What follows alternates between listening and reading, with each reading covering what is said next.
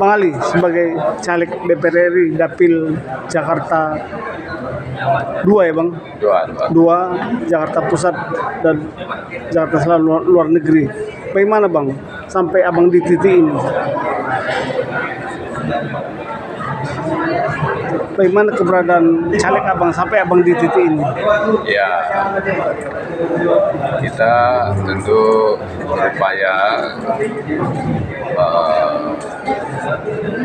komunikasikan ya, sosialisasikan kepada warga masyarakat calon pemilih dalam pemilu nanti, sekaligus kita memberikan pendidikan politik bagaimana mereka sebagai rakyat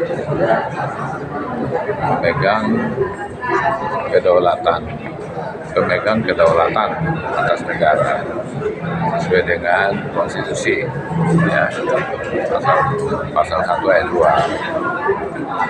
Nah, tentu mereka kita harapkan menggunakan kedaulatannya itu, haknya itu di dalam memilih para wakil rakyat ya, pemimpin itu semakin cerdas ya, mereka memilih berdasarkan itu track record tentang integritas dan kapasitas kompetensi daripada si calon wakil rakyat, selain daripada pertimbangan sosiologis. Nah, jadi dengan demikian diharapkan akan terpilihlah melalui pemilu ini wakil-wakil rakyat yang berintegritas dan punya kapasitas, punya kompetensi untuk melaksanakan tugasnya sebagai wakil rakyat di dalam mengartikulasi, agregasikan kepentingan rakyat untuk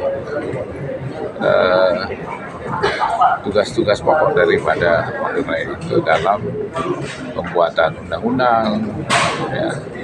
Bagaimana undang-undang itu agar aplikabel dalam arti berkeadilan dan bermanfaat bagi kehidupan rakyat dapat dilaksanakan. Nah, oleh karena itu ya dia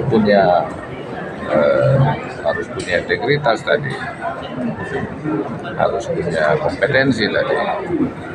Itu juga di dalam membuat anggaran pendapatan belanja negara. Bagaimana anggaran itu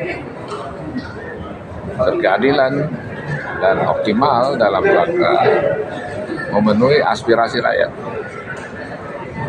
Nah, tentu sebagai wakil rakyat yang dipilih dari daerah pemilihan tertentu seperti halnya saya, kalau insya Allah nanti terpilih, maka aspirasi rakyat dari Jakarta itu menjadi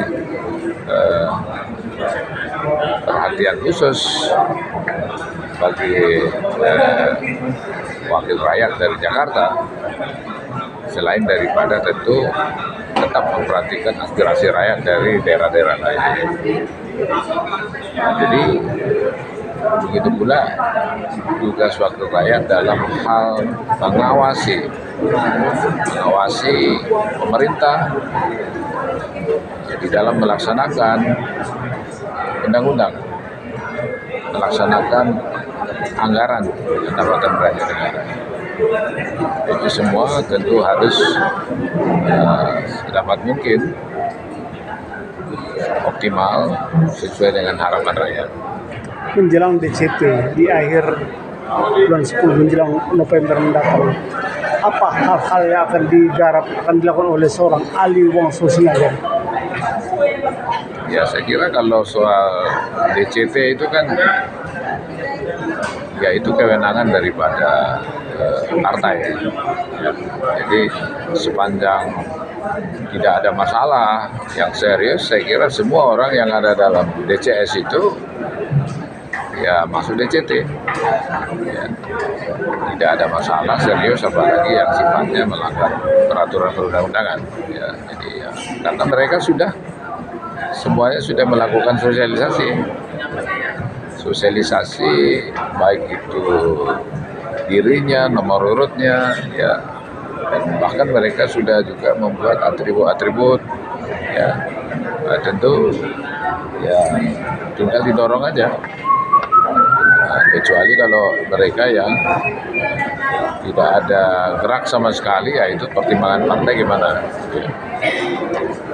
Dan saya yakin partai di dalam menyusun DCS itu pun sudah ada pertimbangan yang matang, ya, karena sudah melihat masing-masing itu potensi daripada setiap kader, dan melihat tantangan yang ada di dapilnya, sehingga dia dipasang, dan tentu diharapkan itu dan semua memadai dan terus didorong untuk lebih optimal. Harapan abang? Harapan saya ya bagaimana rakyat cerdas memilih. Jadi memilihlah orang-orang baik, orang-orang yang punya integritas dan kapasitas, kompetensi, dan itu dilihat tentu dari track recordnya. Sedapat mungkin mereka yang sudah teruji. Ya. Kalau dia belum teruji, bukan tidak boleh, tetapi ya tentu bisa dipikirkan, dikaji oleh si pemilih.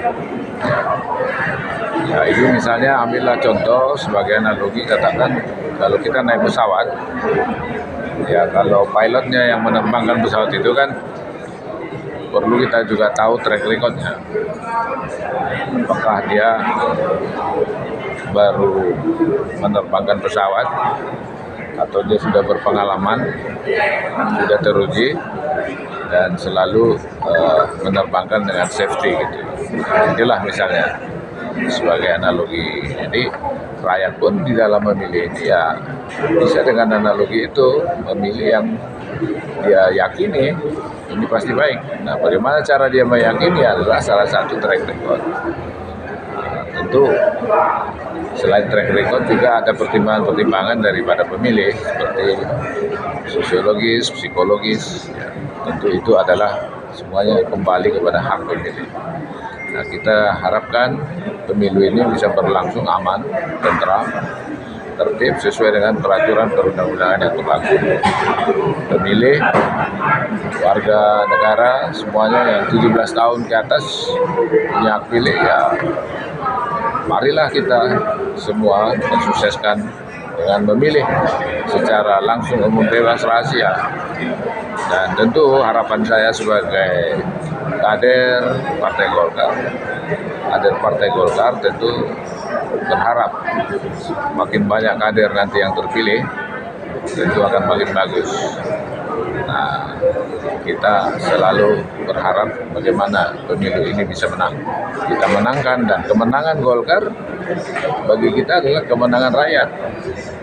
Karena politik Golkar itu adalah politik negara yang mengedepankan kepentingan rakyat bangsa negara, bukan kepentingan Golkar.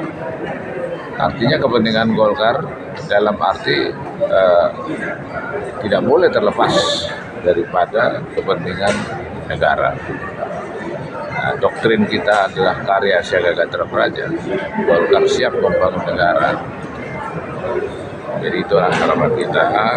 Nah, dengan pemilu 2024 sukses nanti, kita harapkan bangsa negara ini akan bergerak lebih maju lagi di bawah kepemimpinan nasional presiden terpilih, ya, dan DPR yang diisi oleh orang-orang kualifikasi baik tadi. Saya kira begitu.